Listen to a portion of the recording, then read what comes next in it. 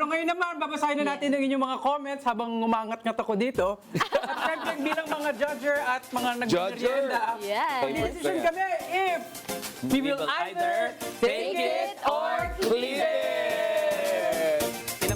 Take it or leave it. Ilan nanonood? 800. Wow. Okay. Okay. O sige, basahin na natin yung una. Ilang Sino? winners? Okay, sabi ni Teresa Hio, sana yung 125 million binigay na lang sa mga tao kahit tig 20K per tao, Oo nga, no? madami na kinabang. Tapos yung iba pang ninakaw at ibinalik ng mga taga-flood control, hatiin sa bawat Pilipino. Yes. Take it or leave it? Take it! Take it, take it. Oh, Take it, lalo na ikaw. ngayon, panahon ng Take it. crisis. Ako, leave it. Bakit leave it? Leave it. Kasi yung 125 million, barya, hindi lang naman yun ninakaw eh. 600 plus million eh. Di ba? Tapos 125 million paghahatian. Nakalculate ka agad. Lakihan natin. Yung binalik ko sa flood control, mababa lang rin ha, kumpara dun sa projected na nawala. No? Pero in fairness kay Teresa, pwede ka nang mapunta sa DepDev at gumawa ng economic package. Take it sa'yo. Take it. Okay. Oh, next. Okay, Next. so next naman. Oh, Richard. Ay, Richard. Ang sabi? Mark Gonzalez 5913. Parang ano, bank account niyan. Pa-wave natin yan.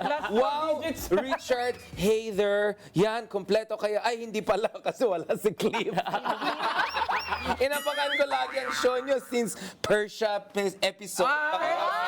Ano take nyo sa fuel crisis dahil dyan ang mga Carlo usage sa daan. Ang galing! Nag-hip-hop pala tayo. Hip-hop! Oy, take it tapos dahil ginamit mo lahat sa mga pangalan namin ngayon. Take it! Panalo ka na. Panalo ka na. Take it, take it. Alam mo na.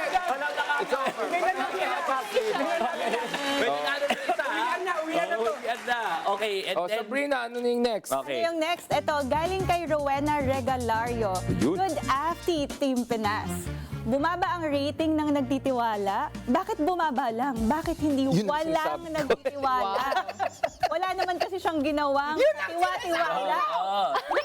Oo. So bakit nga ba Top fan bumaba natin lang? siya. Are we gonna... Ang galing naman ni Rowena. Number 3, top Oh, ano? Take it or leave it? Oh, nakita mo naman yung reaction ni Richard. Ano, take it or Oh, leave it? take it. Super. Super. Super. Okay, so congrats sa ating mga napili. Oo. Ay, wait, may Okay, nabasahin ito muna pa. tayo. Mark Anthony Alma Jose, thanks for the mug too, watching now all the way Ay, from nice. Bantayan. Mark, pirma ko yan. Pirma ko yan, pinakita mo. Pwede na sa salin yan.